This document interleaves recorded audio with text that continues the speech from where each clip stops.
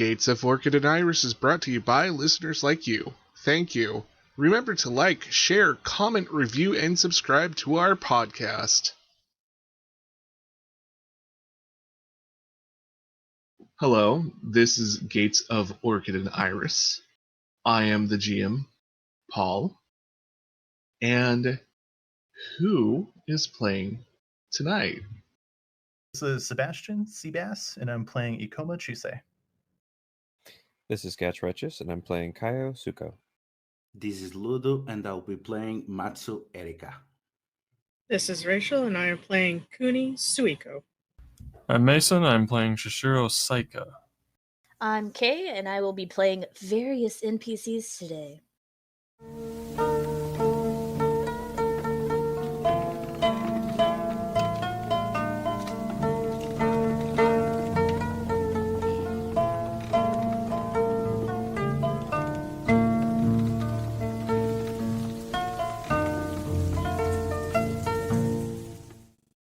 It is the year 1121, the 18th year in the reign of Hontai the 38th.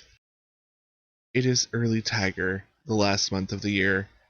The daylight hours are getting longer as winter closes, and the new year and a new spring arrives over Rokugan. In the second largest city in the Emerald Empire, Ryoko Owari, there is a low frenzy among the people as they start to prepare for the New Year's celebrations.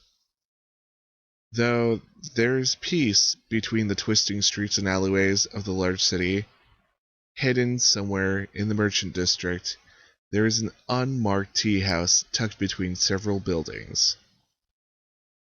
The courtyard is filled with bushes that are skeletal until the spring brings leaves and budding rhododendron and andromeda flowers. The only thing that is on the twigs is a light dusting of snow. It is night time, and there are several patrons in this tea house. It seems odd that there are so many people this late in the day. A woman sits at a table with a game board set up in front of her. This is Soshi Dokumi, a woman who wears a sheer veil over her face that mutes many of her facial features, though her green eyes and painted red lips seem to be magnified. She stares over at a young man by himself at one of the many tables in this hidden tea house. He has plain, inconspicuous clothes, but a mimpo, which covers most of his jawline and lower face. This is Shishiro Saika. How do you feel about her? What kind of relationship would you say you have with her? I mean, she is my boss, correct? Technically, yes. I don't know, probably amicable. I mean,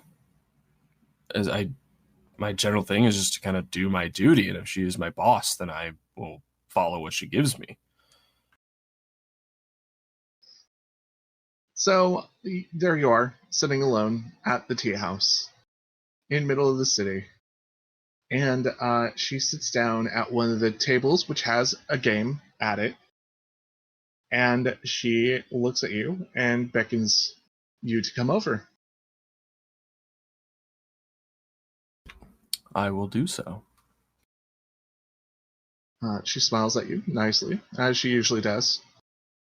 Which usually means she has something inside her head going on. And she starts setting up a game. So, why are you here alone? It is the most peaceful. She nods, and she holds up a red tile and a black tile, and lets you decide. Now, as far as the game goes, does that determine, like, first player or anything, or is it just a color? Yeah, I think it would determine, because this is a go-like game, so black would go before red. So I would take the red one, as it's the one that goes second. Mm-hmm. And she smiles at you and gives you the red tiles to set up on your board. And this is the thing she does every once in a while. Like, if we had a slight flashback of when you first entered town and met her, you always know that she's never actually playing the game, but it's the conversation to the game that she's always looking into. She takes the black tiles and she starts setting up herself. And she moves a piece forward a little, and she looks at you.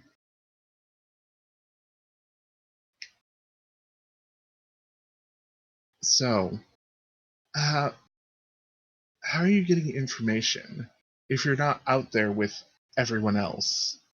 Do you just wait? I'm out there enough.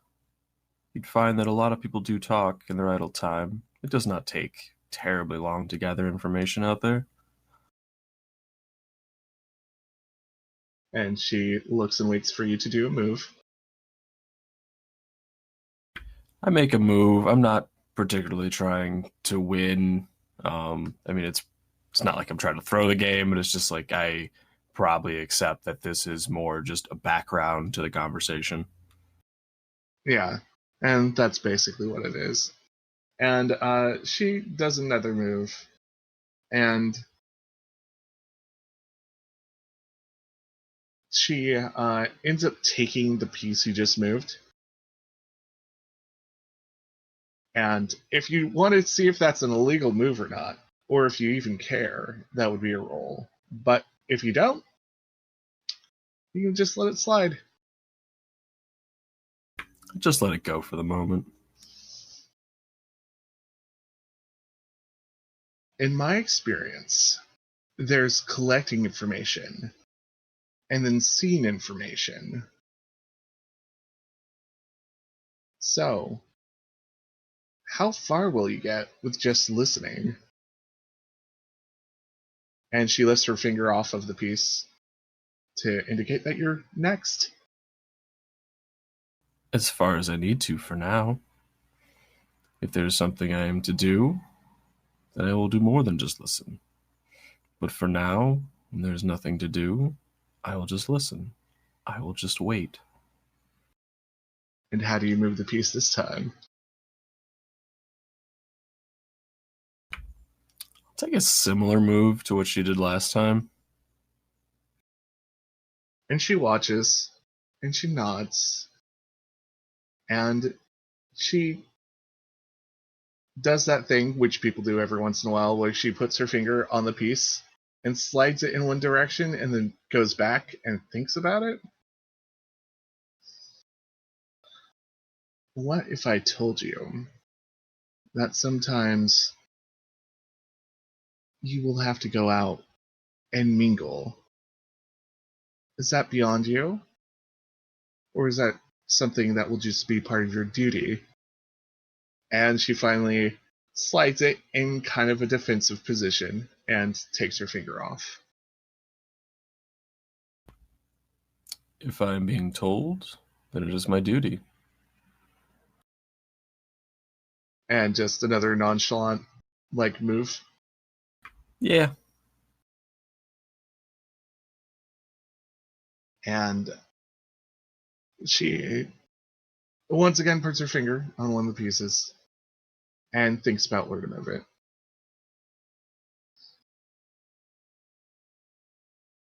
But don't you want something more than just your duty?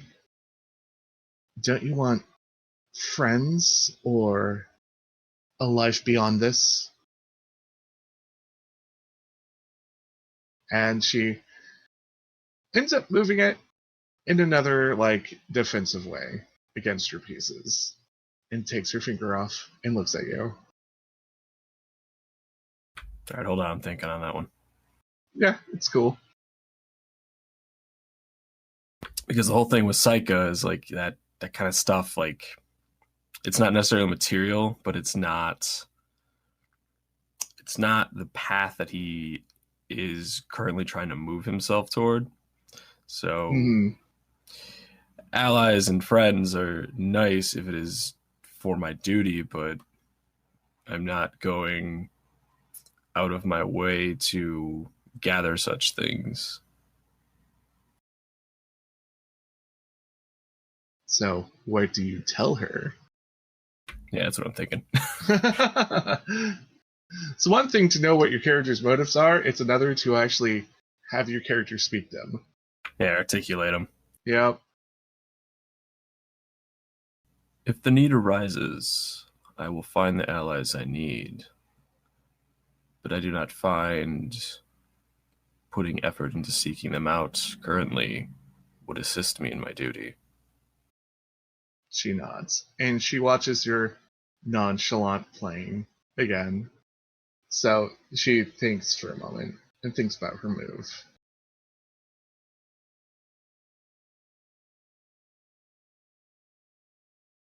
Tonight, I want you to go and seek out someone. Just a small group of people who love to talk.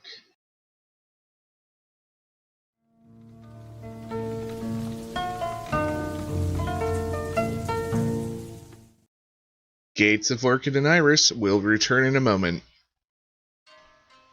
Welcome to Cultural Explorations. In this gameplay break, let us explore Asian culture. During this break, we will discuss tea. Tea originated in southern China as a medicinal drink. During the Sui and Tang dynasties, tea evolved from just a medicinal drink into a leisure drink. This drink was seen as fresh and pure in comparison to the intoxication and often violence drinks like wine would bring. This made tea drinking perfect for philosophical discussions. In the Tang dynasty, the first publication of its kind was written by Lu Yu, dubbed the Sage of Tea. This book, called the Book of Tea, is a comprehensive summary of all the aspects of tea, including its medicinal uses and how tea is made. In the Song dynasty, rules around tea became more strict and quality improved even more. During this time, poems and paintings of tea also became popular. Song is considered tea's golden age and also saw the flourishment of tea houses. Tea culture suffered during the Mongol Yuan dynasty, but then underwent a renaissance during the Ming dynasty, with one of the major developments coming in the form of changing from bricks of tea leaves to loose leaf, which has survived into modern times. During the Ming and Qing dynasties, tea drinking reached the rural areas of China, helped in part by the governments allowing people to freely plant tea trees. Some fun facts about tea are: tea is the second most popular drink after water. On average around the world, 3 billion cups of tea are consumed in a single day. All tea comes from the same plant. The different types of tea occur by processing them differently. In Shandong province, there is a forest of tea trees known as Jiangmai Tea Forest, whose trees are over 1,300 years old. In around 1908, a New York businessman would sell tea leaves in silk bags. Customers misunderstood, and rather than pour the leaves out, they would steep the leaves within the bags. Thus, the tea bag was accidentally born. Thank you for listening. Wish to know more on this topic or others? Visit our Patreon for longer cultural explorations. And now, let us see where our characters' paths will lead them.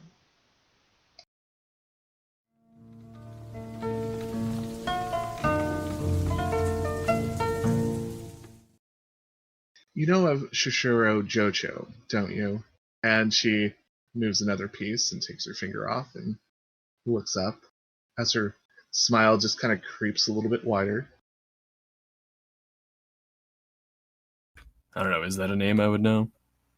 You could give me a Earth culture check, and the TN would be 1. Alright, so I have no culture, I just have an Earth of 2, so that's what, 2 black? Yes, that is 2 black dice. And for the audience at home, a T and 1 is usually a pretty easy roll. And so you got it. Yay. So what gives you the stress, the strain from remembering this name? So, with the tasks that she's giving me, I've probably assumed I realize that they are a more sociable person and just start to realize, okay, I understand what she's trying to throw me into. This person is going to be a bit outside of what is currently my comfort zone. Yes, and from what you remember, Shishiro Jojo is also the governor's son and the head of the Thunder Guard.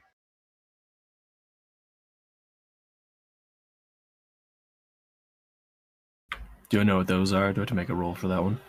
No, you live in the city. You've been there enough. The Thunder Guard are elite guards of the city that are actually on horseback, who they're called in when situations are really bad and the city guard can't handle it. So she waits for your move again. Just kind of continually idly play. And she does a few more moves and just not making much noise. And then suddenly and swiftly she ends up overtaking most of your pawns or tiles or whatever the equivalent of this game is supposed to be. And she looks up at you. Well, you have a name. I think you have some knowledge who it is. Now, it's your duty right now to go out, find him and his little party group, and come back and tell me what happened. In the morning, of course. Or the afternoon. It depends what happens. As you request. And she gets up and gives you a small nod for the game. Or bow, like a very polite bow for the game. And she says, I think it will be interesting to see you examine people in their natural habitats. And she dismisses you. Alright. I return the polite bow and try to start to make the gesture to clean up the game. If she stops me, I will leave it be. But otherwise, I attempt to clean it up. No, she would totally stop you. She's just like, no, go. And I will be off to find this Shishiro Jojo, wherever they may be.